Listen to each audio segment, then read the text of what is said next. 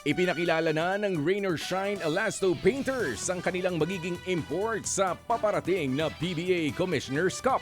Kinuha ng Rain or Shine ang Amerikanong si Jalen Johnson. Huling naglaro ang 6'9" big man sa Goyang Sono Sky Gunners ng Korean Basketball League. Nakasama niya rito ang Gilas standout na si Kevin Kembao. Produkto siya ng Louisville kung saan niya naging teammate naman ng Cavalier star na si Donovan Mitchell.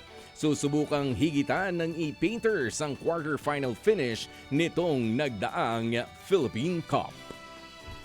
Speaking of rain or shine, gagawaran ang head coach ng Elasto Painters na si Coach Yeng Giao ng President's Award ng Philippine Sports Writers Association o PSA.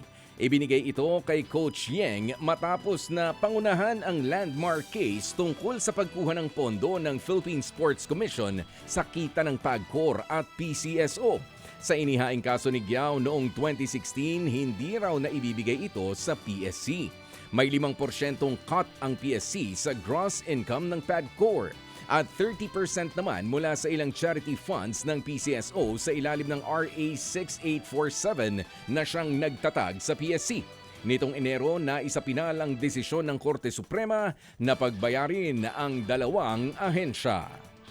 Mga kapatid, brothers and sisters, saan ka pa? Dito na tayo sa totoo.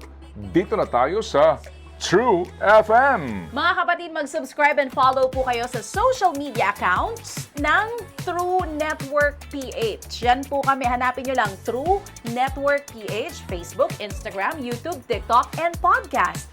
Mapa Apple or Spotify man yan, mahahanap nyo kami. Lahat ng mga napapanood at napapakinggan nyo po sa programa, nasa social media accounts namin yan. So, paano mga kapatid? See you sa social media!